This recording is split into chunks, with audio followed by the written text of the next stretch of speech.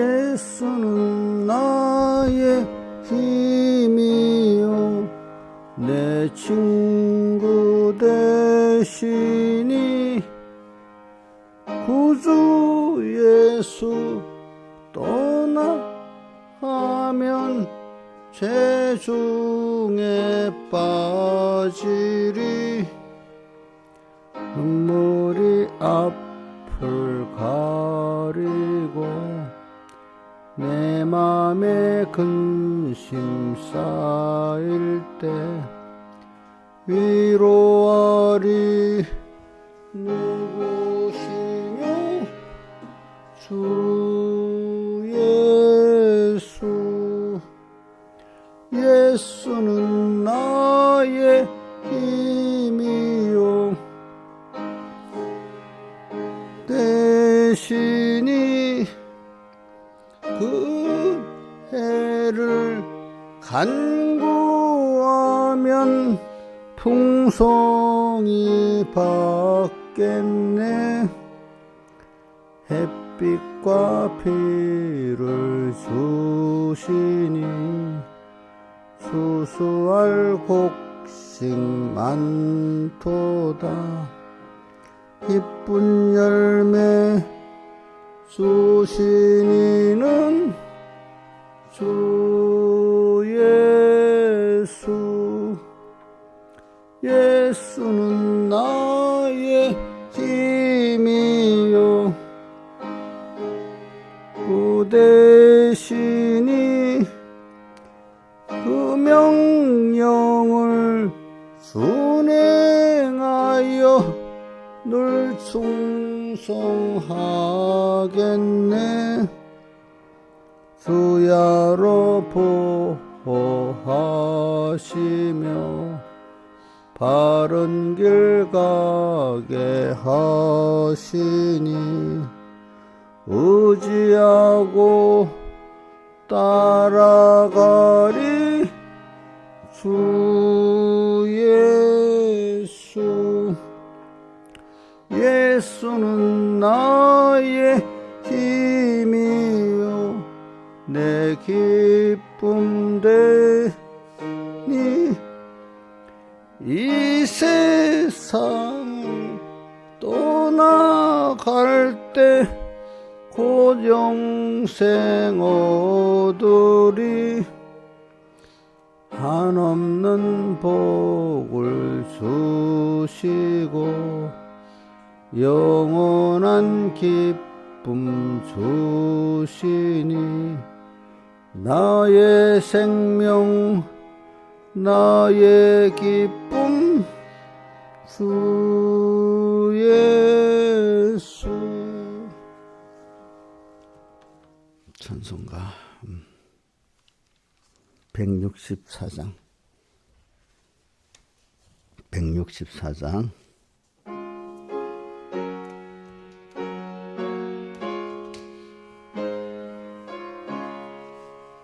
내 평생에 가는 길 순탄하여 늘 잔잔한 강 같든지 큰 풍파로 무섭고 어렵든지 나의 영혼은 늘 편하다 내 영혼 평안해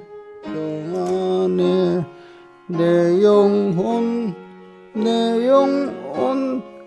평안해 저 마귀는 우리를 삼키려고 입 벌리고 달려와도 주 예수는 우리의 대장되니 속내서 오소 이기겠네 내 영혼 평안해 내 영혼 평안해 저마 예송하고 중하여도 주 예수께 다 맡기면 자가 비로소 부시니 내가 눈 같이 송하겠네 내 영혼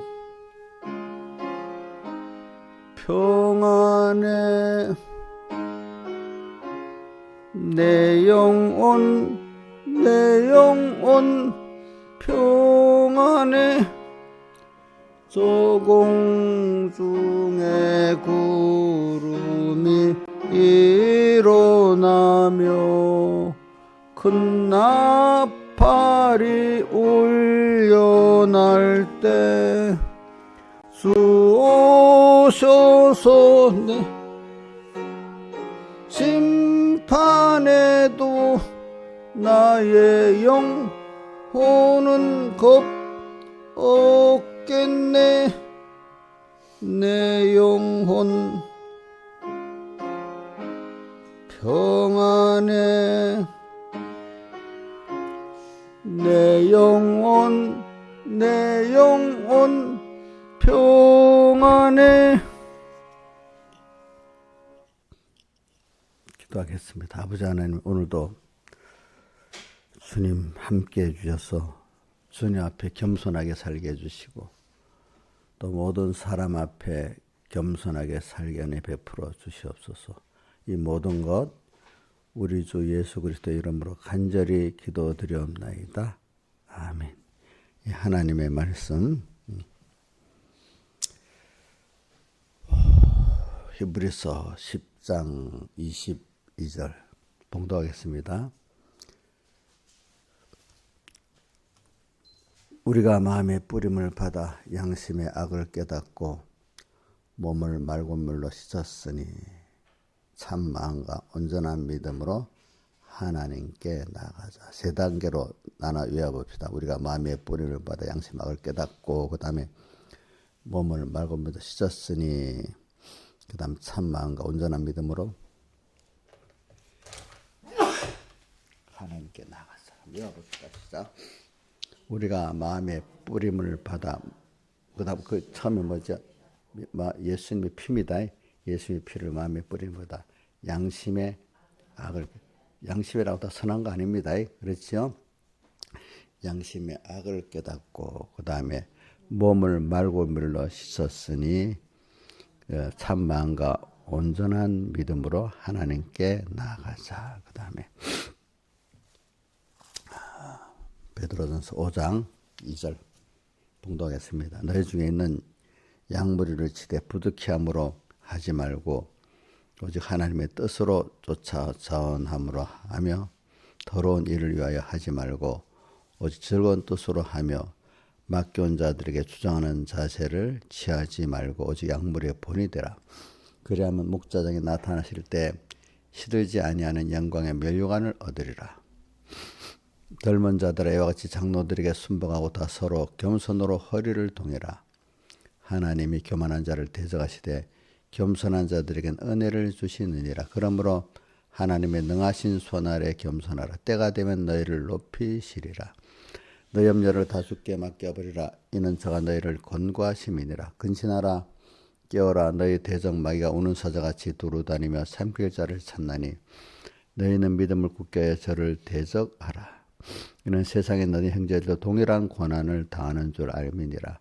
모든 은혜의 하나님 곧 그리스도 안에서 너희를 부르사 자기의 영원한 영광에 들어가게 하시니가 잠깐 고난받아 너희를 친히 온전케 하시며 굳게 하시며 강하게 하시며 터를 경고케 하시리라. 아멘. 예.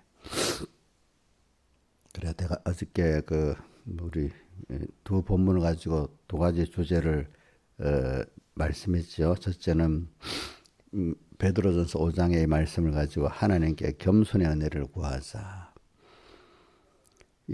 이번은 예수님의 피를 내 마음에 뿌려 양심의 악을 깨닫자. 그리고 오늘 본문 순서대로 먼저 양심의 악을 깨닫는 그 면을 먼저 말씀을 해보겠습니다. 우리가 항상 주님의 피공로를 생각하는데, 피공로라는 것은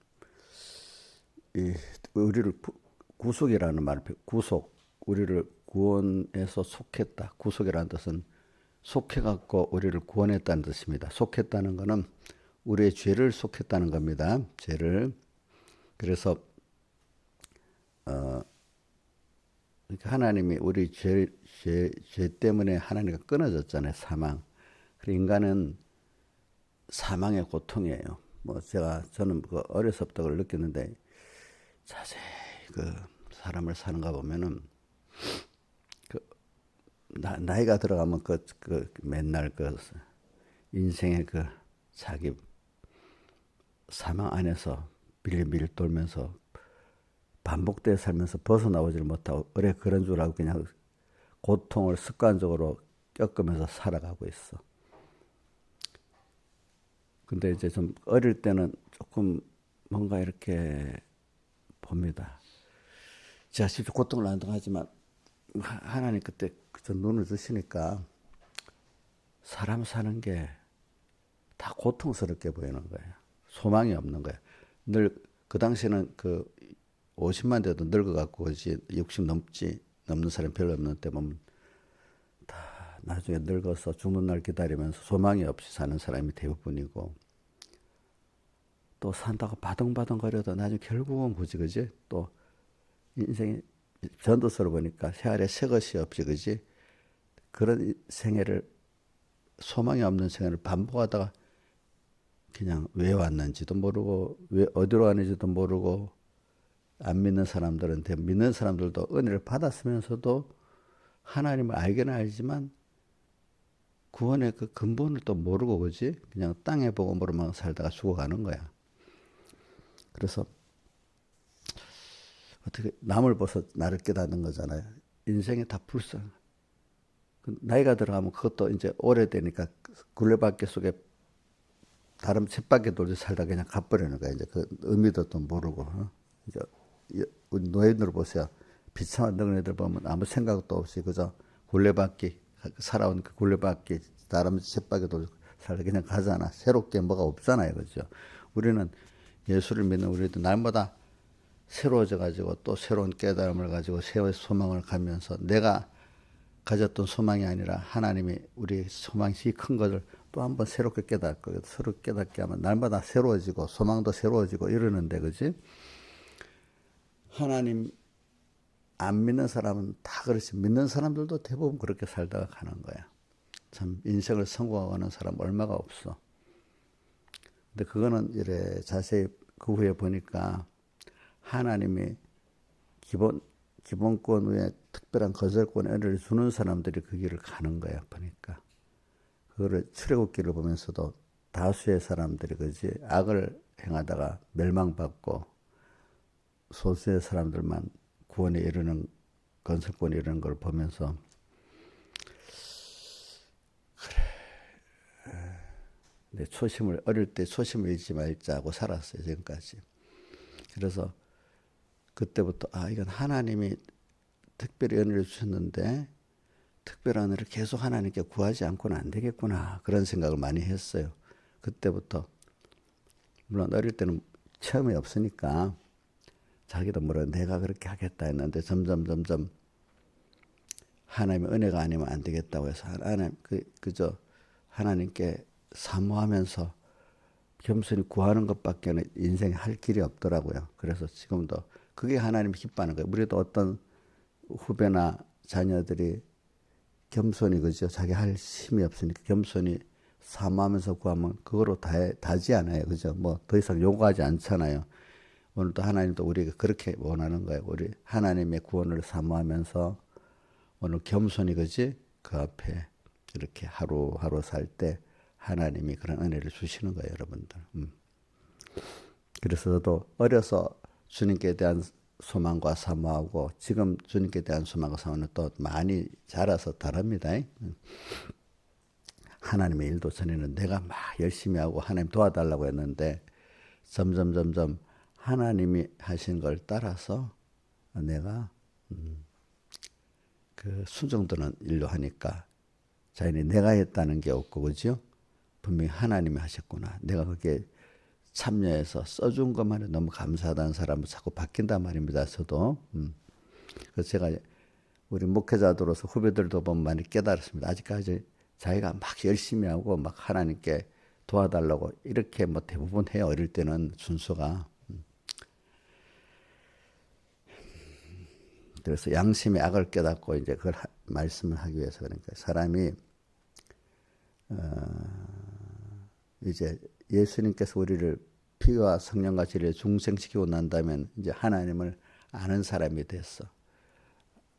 하나님을 어떤 하나님인지 능력의 하나님 또 나를 사랑하시는 하나님이라는 걸 이제 아는 정도로 됐고 말씀을 들으면 희미하게나마 믿어지는 사람이 되고 뭐 어떨 때는 주님 믿고 살지만 또 어떨 때는 어려움을 당하면 꼭 주님을 살려달라는 식으로 찾게 되는 그 사람이 됐어요. 그죠? 중생이 됐어.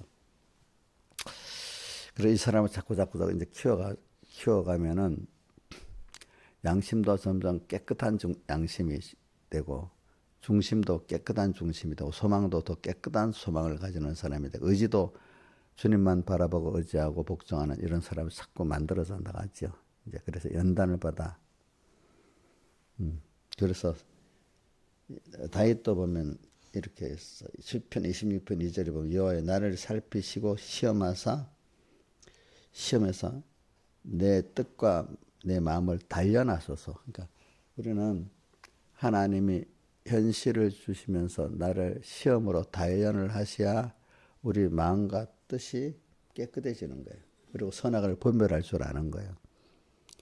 또 히브리서 5장 14절에도 나오지, 그죠? 히브리서 5장 14절에도 뭐라고 되어 있어요?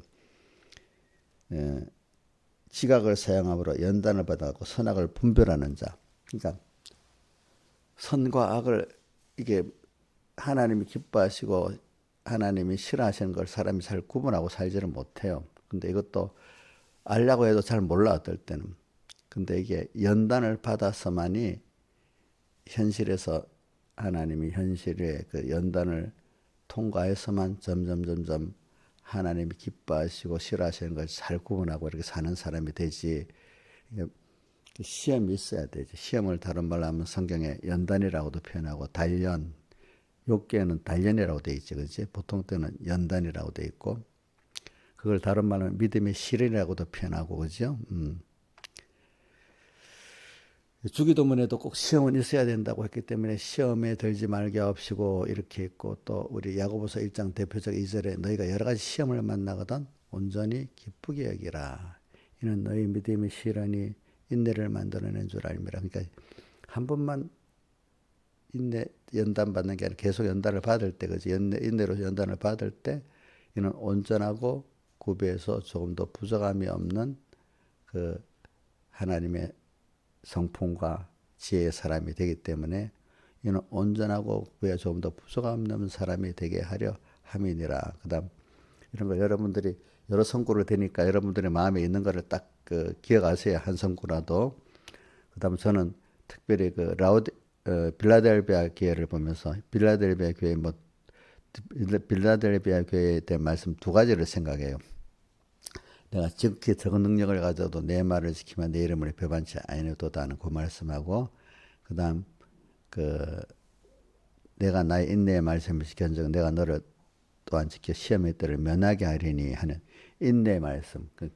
계속 오늘 내게 대한 주님의 뜻이 알려주잖아요. 그걸 계속 그런 걸 계속 찾아서 계속 지켰다는 뜻이거든요. 그게 환난 자치 생활이거든요. 평소 때. 그렇기 때문에 시험의 때를 만나면 온 세상에 임하는 시험의 때를 승리하게 만들어준대요. 그죠? 그때 평소 때 준비한 거 가지고. 대표적으로 이제 양심의 악이라는 단어가 나오는 게 뭐냐면은 양심의 악을 깨닫고 내 양심이 그러니까 여러분들이 깨끗하다고 생각하지 마세요. 예? 악한 양심이 될 수 있습니다. 그건 악한 양심을 많이 보잖아요. 내가 또 옛날 변모사님이 설교 때 여기 있는 사람 다 악한 예수를 믿고 있어. 아니 악한 예수를 어떻게 믿어? 그때는 깨닫지 못하니까 이해가 좀 안 돼서 그러는데 지금 보니까 그건 맞아요. 맞아 보니까.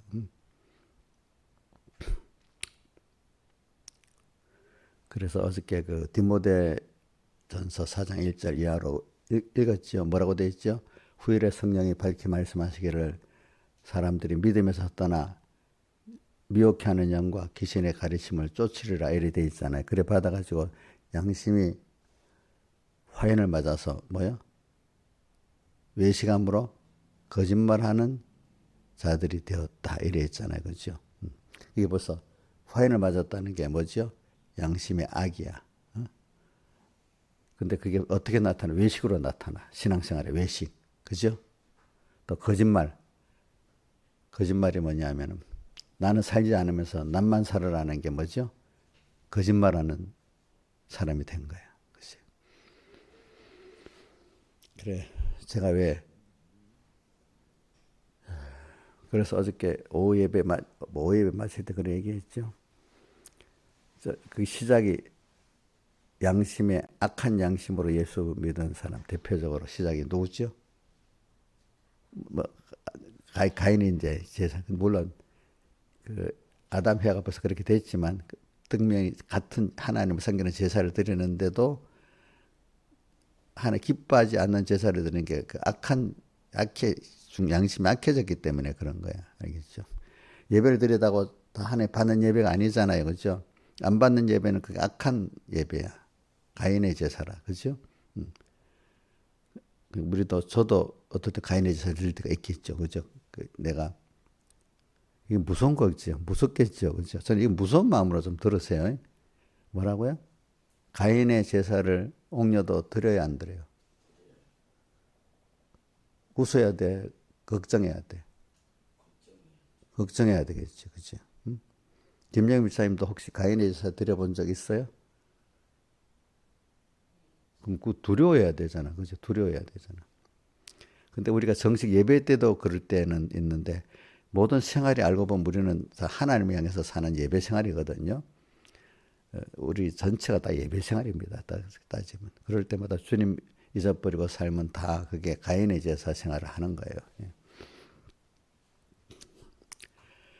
그래, 그런 걸, 양심의 악을 깨달을 수 있는 것도 감사해. 근데 이게 깨달아졌는데도 그냥 미루고 살면은 나중에는 완전히 외식하면서 자기도 알지 못하는 악한 양심에서 모르고 사는 사람이 되는 거야. 그죠? 모르고 사는 사람이.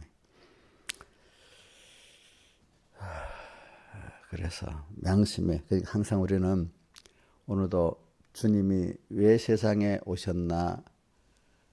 그래서 오늘 나를 이렇게 십자가의 피로서 구속하신 이유가 뭘까 생각하면서 언제나 우리는 주님을 생각하면서 주님의 피뿌림이라는 건 그분이 자기를 다 우리 위해서 내놓으셨다는 그 주님의 사랑을 생각하고 우리를 섬김을 생각하라고요. 그분은 우리를 섬겼는데 자기가 하늘에 부여가 있고 종기가 있는데 다 내놓고 피조물로 낮아지고 가난해지기까지 부모가 자식을 위해서 다 어디까지 순보를 겪고 사는 것 같이 그지? 그분이 나를 위해서 그렇게 우리를 구속하시기 위해서 낮아지셨어. 근데 그분 능력이 없어서 우리가 죄를 짓게 된 게 아니라 부모가 자식을 키우기 위해서 다 우리를 하나 죄가 무서운 거 알고 사망의 무서운 걸 깨닫고 결국은 하나님의 은혜를 얼마나 필요하고 하나님이 얼마나 우리에게 필요한 하나님만 바라보고 의지하고 복종해야 될 분이라는 걸 알게 하고 은혜가 당연한 게 아니라 하나님 힘써서 우리에게 줬다는 걸 알고 그죠? 그걸 알게 하려고 우리가 범죄의 순서로 사망의 고통도 당하고 만들고 거기서 또 내가 주님의 은혜로 내 노력이 아니라 주님의 은혜로 건짐 받았기 때문에 그 우리가 주님과 연결의 생명이 그 은혜가 너무 당연하고 당연한 게 아닌 것을 알게 되잖아요. 그런 순서가 없다면 은혜를 받고도 당연한 줄 아는 거지 감사가 없는 사람이 되는 거란 말입니다. 보니까 그래서 땅에서는 보면 우리가 뭐 비교하도록 많이 놔뒀잖아요. 지금 우리나라 사람하고 지금 이란의 국민들하고 비교하면 이란 국민들이 어떻게 사는 줄 알아요? 신하에서 알아? 응? 몰라요? 어? 뭐라고요?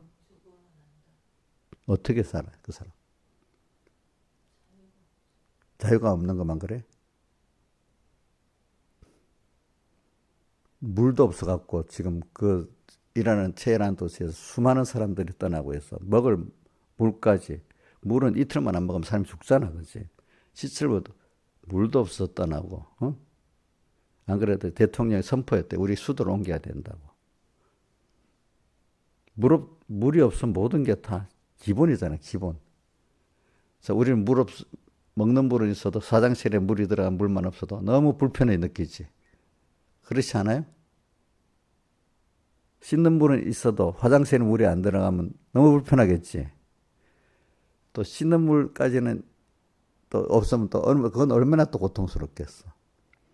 그 먹는 물도 없는다면 그건 더 고통스럽지 않겠어. 제일 기본이 그거야, 기본이. 자유도 없는 거 그렇지만, 그치? 안 그렇겠어, 그치? 우리 옛날에 물을 길어본 사람이 알지. 아는 사람. 그런 식으로 지금 우리가 비교해보면, 야, 하나님이 우리를 너무 편안하게 살고 있구나. 감사하구나. 그걸 느껴야지. 지금 뭐 먹고 싶으면 물이 또 있고, 또 씻으려면 씻게 되고, 화장실 물을 술 나오고, 지금 물에 대해서 우리나라 사람들이 세계 제일 자유하는 것 같아. 물의 수질도요, 우리나라 물 수질이 세계에서 좋은 편에 속한답니다. 어? 다른 나라, 독일에는 왜 맥주를 마시는가? 물 수질이 안 좋아서 맹물을 먹으면 병이 난대. 그래서 맥주로 해서 그렇게 먹어야 그 괜찮대. 우리나라 물은 그냥 먹어도 되잖아. 그렇지? 그런 나라는 이라는 비가 안 와가지고 1년에 100mm도 안 온대 어떨 때 우리는 1400mm 오니까 14배나 오잖아. 그리고 다른 나라들 보면 이렇게 대륙에 얽힌 나라들 보면요. 강이 수온이 이 터키 같은 데서 내가 거기에 또 시리아로 흐르고 이라크로 흐르니까 강 줄기가 여러 나라를 거치니까 위에서 딱 막으면 밑에 물이 없는 거야. 터키에서 댐을 만들어서 물을 딱 가두니까 밑에 이라크라든 시리아 이쪽 나라 사람들이 물이 없어서 난리가 나. 또 중국도 보면 티베트 쪽에 댐을 만들어 놓으니까 밑에 그 라오스, 캄보디아, 베트남 쪽 매풍은 물이 딱 마르는 거야. 한 강에 한 나라만 우리는 흐르니까 그런 게 없잖아. 우리는 거의 다 반도니까 다른 나라하고 통하지 않잖아요. 그렇죠? 근데 우리나라 유일하게 그 강 때문에 지금 고통도 안 임진강이 북한에서 발원해서 내려오니까 그걸 막아버리면 댐을 혹 열어버리니까 밑에 말도 없이 홍수댐 물을 열어버리니까 임진강 하구 쪽 그쪽에 있는 사람들이 저번에 홍수 피해를 입고 막 그랬잖아. 그렇죠? 그런 것들을 보면 우리가 여러분들이 굉장히 감사한 줄 알고 살아야 돼. 어? 또 우리는 식량을 없어서 85%가 수입에 살잖아. 근데 이란 전쟁 때문에 이란 본인들도 호르무즈 해협을 막아놓으니까 수입해서 그렇게 먹고 사는 나라가 지금 없어서 날린 거야, 날린 거. 자기 나라도 고통당할 줄 알면서 전쟁 그것 때문에 막 수로를 막고 그런 식으로 세상이 내가 이란 비교를 시키기 위해서 그러는 거야. 알겠지? 비교를 시키기 위해서. 수입을 해도 그 나라는 전쟁 때문에 수입을 못하고 우리는 뭐 온 세계 걸 다 갖다 먹잖아. 그죠?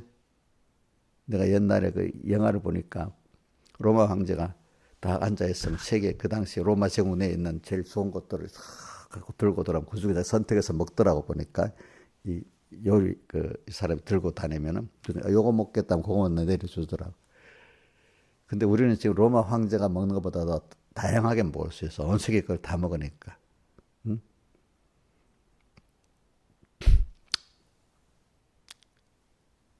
제가 이렇게 비교를 시키는 거예요, 비교를.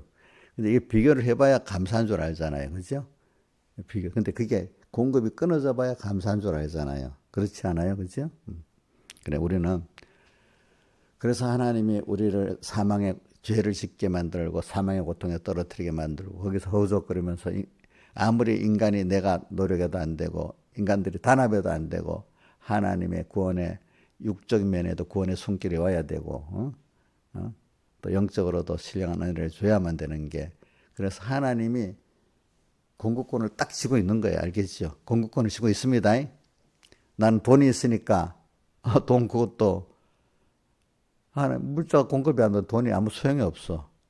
자, 이란 같은데 물자 공급이 안 되니까 물가가 그동안에 뭐 몇십 년 만에 돈이 뭐 400배인가 40배인가 가치가 떨어졌다 하더라고. 응?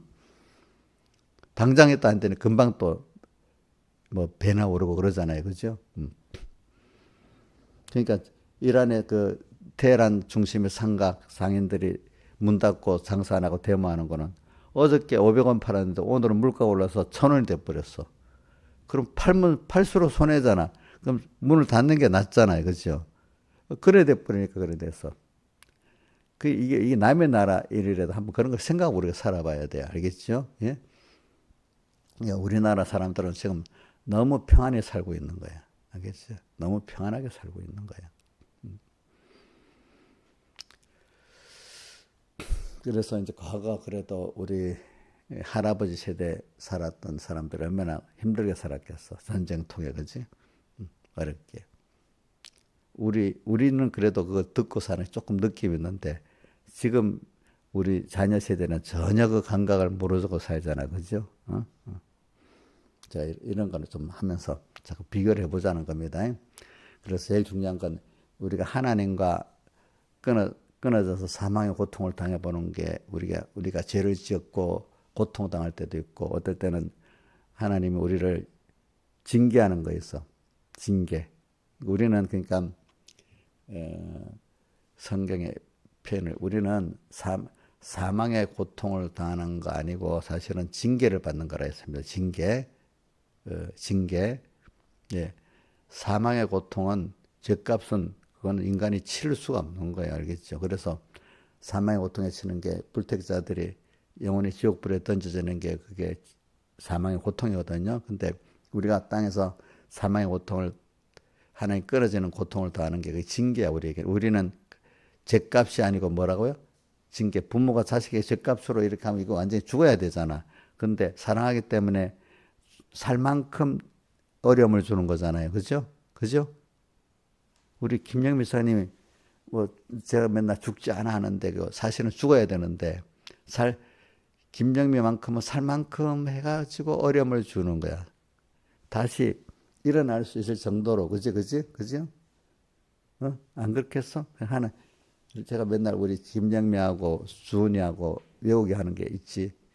사람이 감당할 시험 밖에는 내게 당한 것이 없나니 뭐죠? 시험 당할 쯤에 피할 길을 사 너희로 감당할 시험수 떨어뜨리고 죄지어 징계를 받아도 쏟아오를 수 있을 만큼 정도 하죠.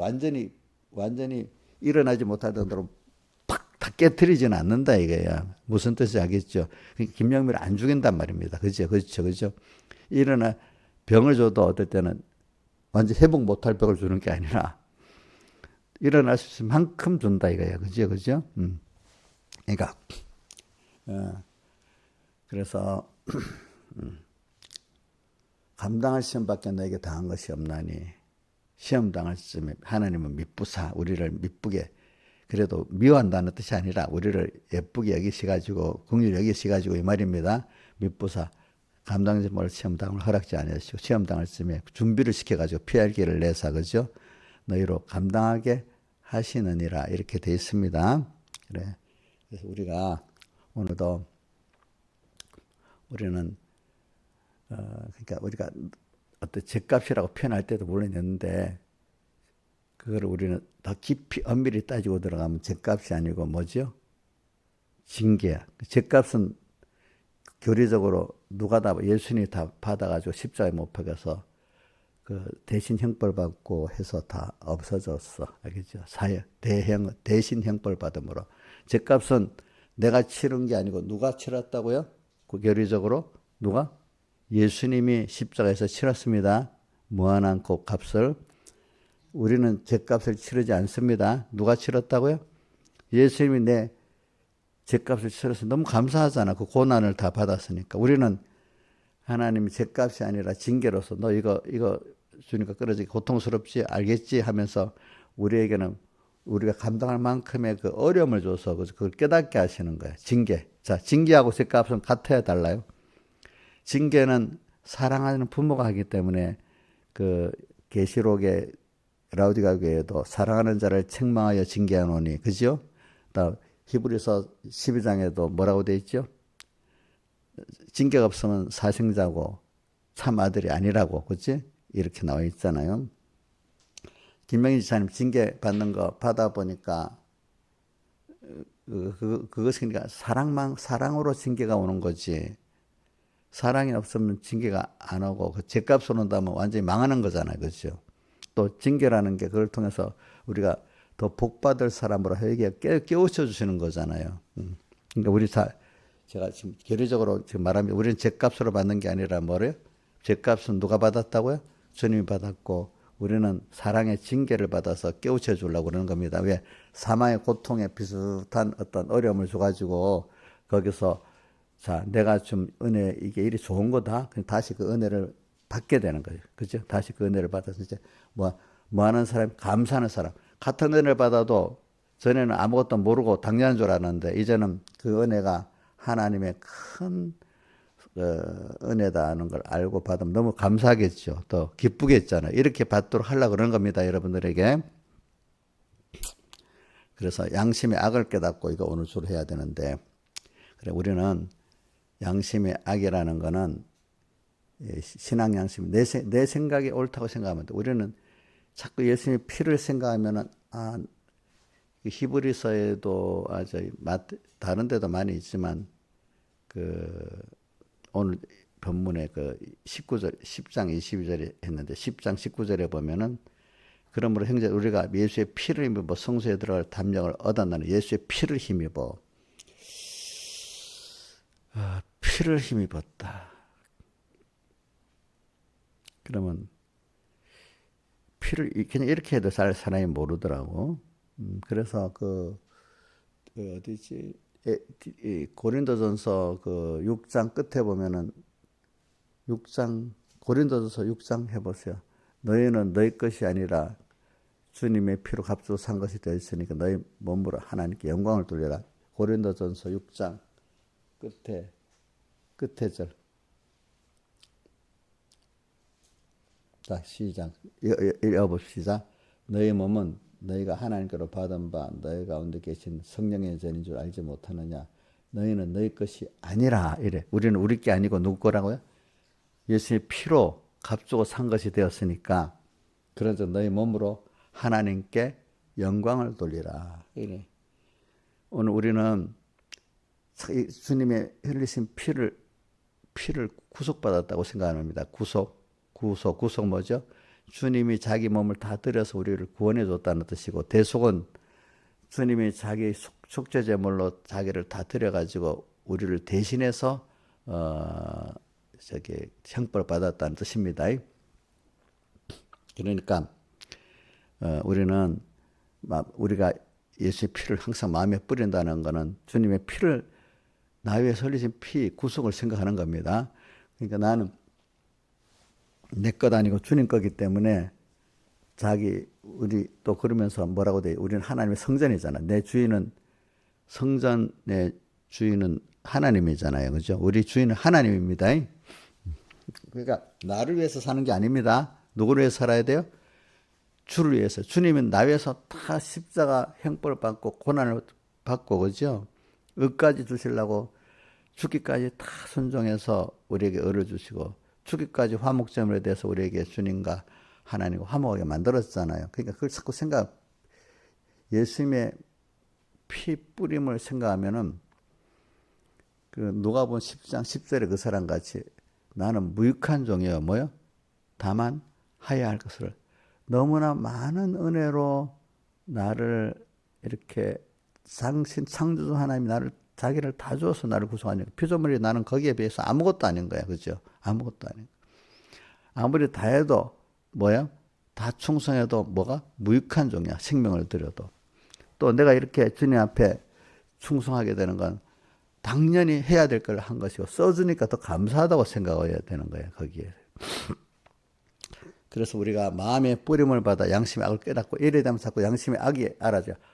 내가 내 중심으로 살 수 없지. 하나님 없는 교회 나와도 내가 하나님 이거 주세요 저거 주세요 하는 것보다 그래 나는 이제 나를 위해 살 게 없어. 나는 주님께 은혜 감사하면서 살아야 돼. 난 주의 것으로 살아야 돼.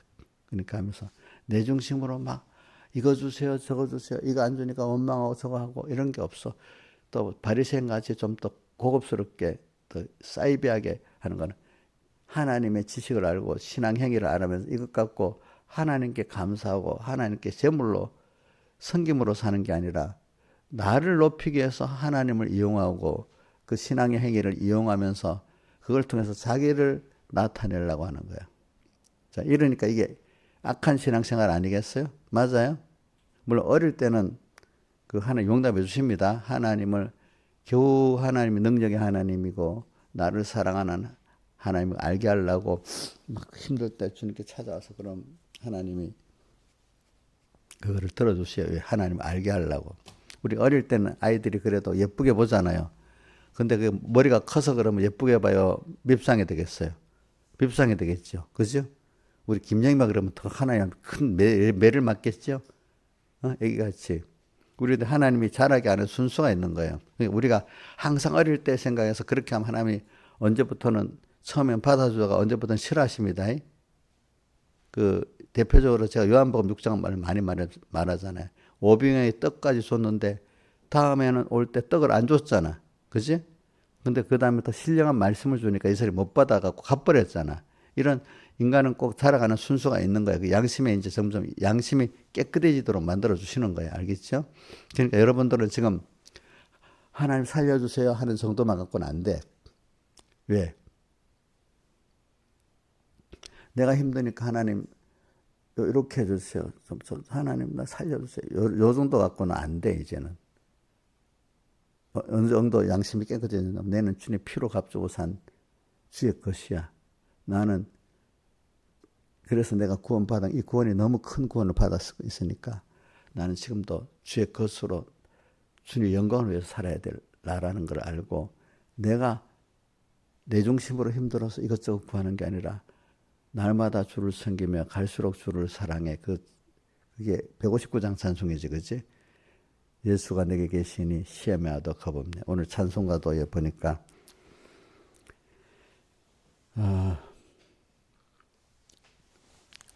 예수는 나의 힘이요 하는 여기다 보면 예수는 나의 힘이고 내 생명이시야. 살다가 보면은 눈물이 앞을 가리고 내 마음에 근심이 쌓일 때 있는데 그때 위로할 일이 주님밖에 없고 그지? 그 건져주시는 분도 주님밖에 없고 양심의 악을 깨닫는 거 자꾸 말합니다. 자, 어릴 때 나 과거는 그렇게 살았을 때 하나님이 야 책망 안 하셨는데 하지만 우리가 지금 윤이나 사랑이가 뭘 그렇게 한다고 책망하면 되겠어요? 안 되겠어요? 안 되겠죠. 그 나이에서는. 그지? 근데 걔가 지금 나이가 20이 됐는데 그래야 하면 그렇게 행동하면 책망받을 일이 많겠죠. 그렇잖아요. 그죠? 예. 우리가 믿음이 자라가는 겁니다. 자라간다는 것, 양심이 점점 좀 깨끗해진다는 겁니다.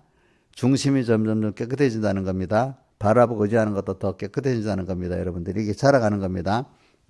양심이 근데 과거에 어릴 때를 생각하고 살면 양심이 좀 악한 거야. 악한 거. 그게 알겠지? 양심이 거기서 자꾸 내가 말씀으로 핏부림을 받아서 깨끗해지지 않았기 때문에 그래. 양심도 자꾸 핏부림을 받아가지고 생각해서 양심이 자꾸 더 깨끗해지는 거예요.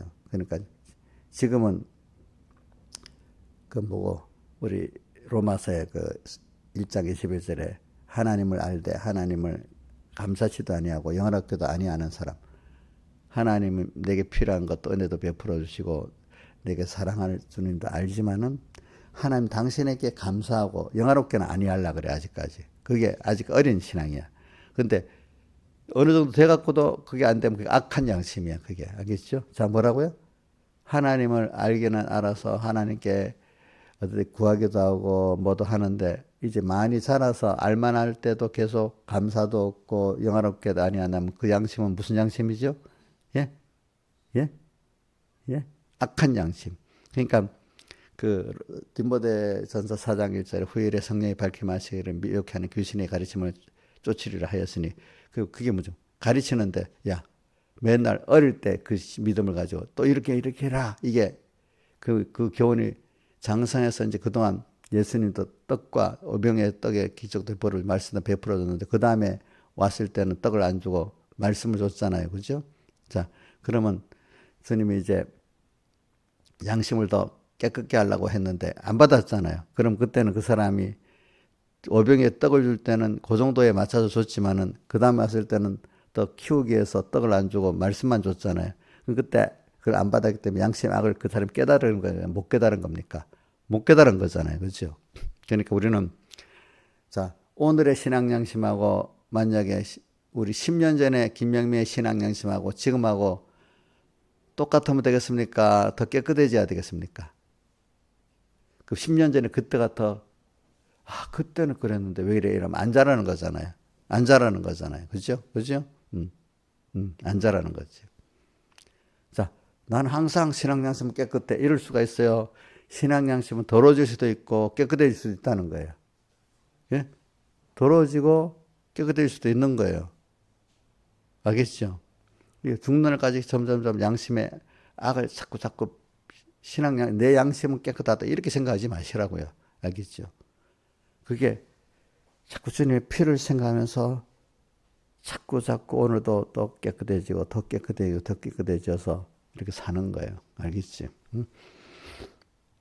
이렇게 사람들이 자기 양심 무조건 깨끗하다고 생각하는 거. 그 양심이 점점 갈수록 깨끗해진다는 걸 알지 못하니까 깨끗해지 못하면 악으로 가는 거예요. 자꾸 알겠죠? 그 옛날에 몇십 년 전에 그 신앙 양심 지금 나한테는 악한 거야. 악한 거. 알겠지? 우리는 점점 악한 신앙 양심이 선한 신앙 양심으로 자꾸 바뀌어야 돼. 양심의 악을 깨닫고. 그래서 양심이 점점 깨끗해지고 하는 게 내가 살아가는 겁니다. 여러분들이 부활을 받은 겁니다. 양심이. 근데 사람들이 만나보면 다 사람들이 어떻게 하는가 하면 현재 자기가 무조건 깨끗하대. 지금 어리면 우리 김소정 지사님이 만약에 김소정 지사님의 양심의 정도하고 내 양심의 정도하고 뭐 이게 안 돼. 제가 더 깨끗할 수가 있어. 비교하면은. 근데 자기가 지금 자기 생각에 맞다고 내가 깨끗하고 막 고집부려. 그럼 그 사람이 그거 아는 거야, 모르는 거야? 모르는 거잖아요. 그죠? 이용녀가 보면 어떨 때 지가 맞다고 엄청 고집을 부리거든요. 양심이 더러운 양심인데도 내보다도 그걸 옳다고 막 야단이야. 어떨 때 보면. 목회자들도 보면요. 지금 오랜 신앙생활 깨끗한 목사님들이 있어. 70이, 80이 돼요.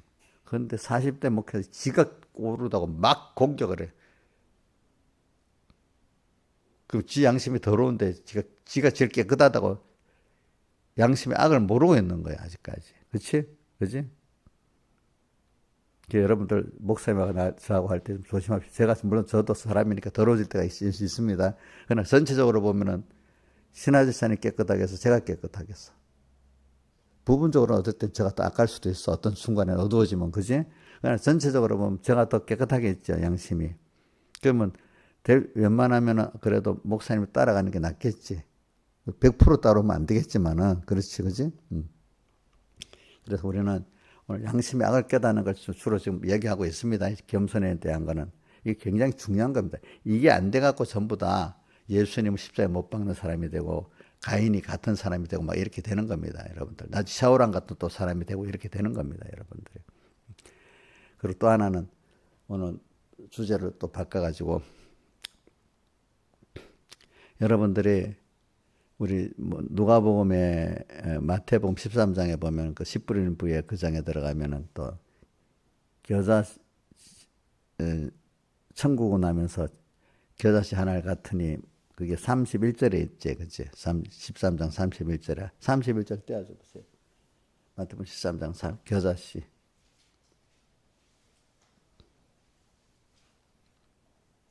자, 천국은 마치 사람이 자기 밭에 심은 겨자씨 하나 같으니 이는 모든 씨보다 작은 것이래. 자란 후에는 나물보다 커서 나무가 되며 공중의 새들이 와서 깃들이는. 여러분들 새떼 여기 공중에 새떼들이 있잖아. 또 새떼들이 어디에 깃들인다고요? 신앙의 어떤 사람이 겨자씨의 믿음을 갖고 자랐는데 자라서 이게 사람이 돼 하나님 명상으로 많이 자랐어. 거기에 뭐 새떼들이 와서 깃들이게 됐잖아요. 그죠?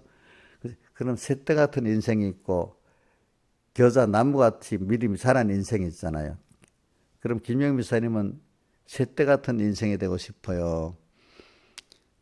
이 겨자씨가 자라가지고 나무가 돼서 많은 새들이 깃들이 남의 그 새들의 보금자리가 평안을 줄 수 있는 그런 사람이 되고 싶어요. 새떼? 그러면 그 환란 때 딱 보면 바람이 불고 하는데 비가 오고 하는데도 나무가 소르륵 와서 나무에 거하잖아요. 그죠? 그러니까 제가 보면 그래.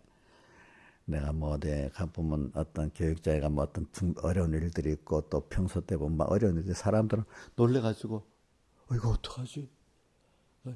이러니까 공예가 이러니까 이건 안 되고 뭐가 어쩌고 막 평안함 아무 없는 조금만 먹으면 이러니까 뭐가 안 되고 저러니까 뭐가 안 되고 또 교회 안에서도 뭐가 일이 있으면 가정에서 무슨 일이 있으면 이러니까 안 되고 저러니까 거기에 막 피동돼서 왔다 갔다 하는 거예요 사람들. 개인 문제도 또 오면은 왜 이래 현실이 뭐 이러면서 왔다 갔다 하는 거예요.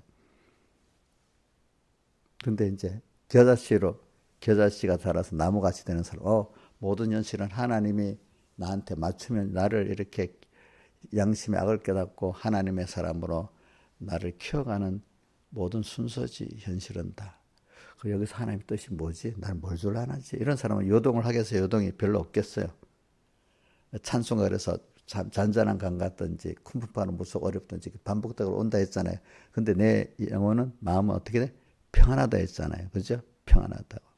눈물이 앞을 가리고 근심에 쌓일 때도 있는데 그때 위로할 누구시냐 주 예수. 근데 이때 자 그래서 여러분들 새떼 같은 인생 되고 싶어요. 겨자씨 나무가 되고 싶어요. 예? 신하선 뭐 어떤 사람 되고 싶어? 예? 새떼? 예? 크게 해봐 뭐 희미하게 되면 자신이 없는 사람이야 그게. 환란을 당할 때 바람이 불 때 막 그럴 때 나무 그늘에 와서 탁 나한테 와서 나를 만나면 안심 평안을 가지고 하나님을 알게 되고 이런 사람 되고 싶지. 환란 때 내게 와서 은혜도 받아서 해결도 하고 그렇지. 그런 사람 되고 싶. 오늘은 어떤 사람 되고 새떼같이 어려우면 도록 찾아가는 새떼가 되고 싶어요? 그럼 어떤 사람 되고 싶어요? 나에게 와서 사람들이 환란 때 평안을 받고 그지? 옥력 증진 그런 사람 되고 있어요? 지금 돼 있어요? 지금 옥년은 새떼예요. 내가 보면 필요하면 막 사람만 찾아. 그래도 그런데 찾아갈 수 있으니까 낫겠나. 마귀한테 찾아가는 것보다는. 제가 그러니까 여러분들 이럴 때 아이고 우리 김영미 씨한테 가면 이런 데 문제가 있으면 물어보자.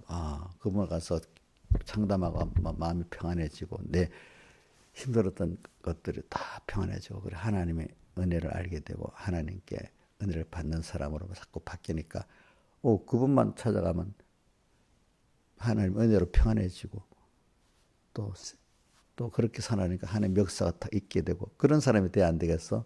근데 막 자기 개인부터 막 이런 뭐 어떡할까 놀래가지고 두려워하지 말아라. 또 놀라지 말아라. 두렵고 놀라고 난리야. 자기 개인의 현실도. 또 어떨 때는 뭐 조금 넓게 가정의 현실이 그럼 또 놀라고 두렵고 또 이 세상에 막 우리나라가 막 시끄러우면 또 놀라고 또 우리 공예 같은 공예 안에 무슨 일이 있으면 놀라고. 그래서 제가 이래 보면은 다른 목사님 정죄하는 게 아니라 다수의 사람들 제때 같은 목사님들도 보니까 그거 놀래갖고 야단이야 두렵고 뭐 이러면 대인이 뭐니 난리야 전부 다. 교인들도 보면은 참 잣대가 아니고 참 겨자씨의 믿음을 딱 현실에 대한 믿음을 딱 가져야지 우리가. 참 이게 가지기 진짜 힘든 겁니다. 그래서 제가 자꾸 여러분들에게 환란에 대한 환란을 준비하는 말씀하는 거는 그게 모든 현실은 다 하나님이 내게 제일 좋은 거 맞춰준 현실이라고 믿고 거기서 평안도 필요해서 주고 환란도 필요해서 그때마다 환란이 올 때는 더더더 내가 많은 하나님 주시는 수입을 얻는 그런 때란 말이에요. 준비한 걸 또 결론을 짓는 때라 이 말입니다. 그러니까 여기서 그 환란을 갖고 놀라고 이러지 말고 항상 그래 주님 또 주셨네.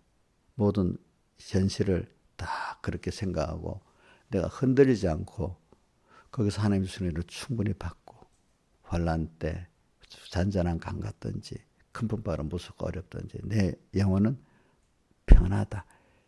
그지? 또 어려울수록 하나의 위로가 있잖아. 그지? 같이 하고. 그래서 평안한 사람이 돼야 그분의 평안한 분에게 가니까 내가 평안을 얻을 수 있어. 그지? 그렇지?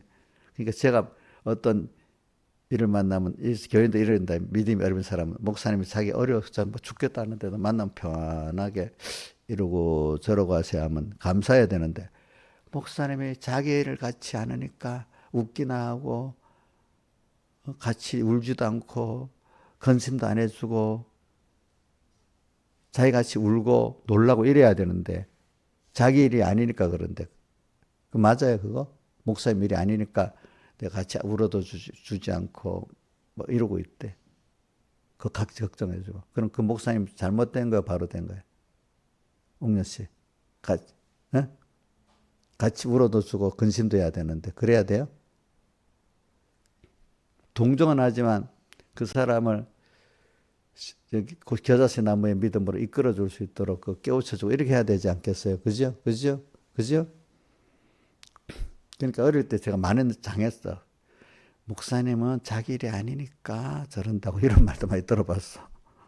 자기가 같이 울어줘야 되는데 근심해야 되는데 그럼 그 목사 자격이 없는 거야. 그렇죠? 김영임 씨 맞아요? 예? 목사님 자기 일이 아니니까 동정 안 한다고? 아니지, 그지? 그래서 오늘 여러분들이 셋대 같은 인생이 되지 마세요. 그 믿으세요. 그게 우리 총광의 특별한 결이잖아요. 현실이 하나님, 뭐 성경에 있는데도 사람들이 그 깊이, 모든 현실은 내게 대한 하나님의 특별한 선물들이에요. 알겠죠? 그거 있는데 환란이 클수록 탁 믿으면 더 큰 그 은혜가 있는 거예요. 그 안에. 그죠? 평안할 때보다도. 근데 사람들이 그 환란이 없기만을 기다리고 있잖아요. 자꾸 기도할 때도. 근데 아가서에 나오는 그 술람미에는 뭐라고 합니까? 너 이 환란이 물러가도 기도하지 말아라 했잖아요. 그렇죠? 그러니까 여러분들이 이럴 때 저는 여러분들이 우리 교인이 뭐 집사님들은 다 셋대가 안 되기를 좀 바라. 나하고 같이 이렇게 꾸준히 모든 현실이 하나님 주시는 은혜라고 하나하나 여기서 또 이런 현실을 썼구나. 또 주님께 또 감사하고 살고 주님 문서가 자꾸 듣는 거야. 요번에 요거 주려는구나. 그게 저는 그 대표적인 사람이 아브라함이라고 봐. 아브라함을 보면 저기 어디고 이사야서 41장에 있나? 나의 아브라함의 자손, 내 친구 아브라함의 자손들아 이래 하면서 내가 너를 이렇게 사랑하고 이렇게 했다. 우리 조상 아브라함을 믿고 가를 때 하나님 우리 아브라함의 자손이라 하면서 내가 이렇게 해주겠다 약속을 했어. 알겠죠? 그 아브라함의 큰 믿음, 그 겨자씨 믿음 같이 그런 사람이 돼야 안 되겠어. 응? 오늘 현실에 인간들을 뭐 한다. 집회를 하려 해도요. 집회를 내가 이렇게 하면은 뭔 줄 압니까? 어떤 목사님들은 나 그럼 집회 안 가요. 그럼 오지 말라고 싶은 마음이 있어. 어떨 때는 알겠지. 네. 진짜예요. 근데 그러면 안 되니까 약하니까 좀 그러면 안 되지. 이렇게 해라. 그래도 꼭 하겠다는 사람은 그럼 놔둬요. 왜? 자기가 없으면 뭐 집회가 안 되는 게 아니거든. 도리어 어떤 사람이 있어갖고 세상 말 골치 아픈 사람도 있어. 목회자 가운데도.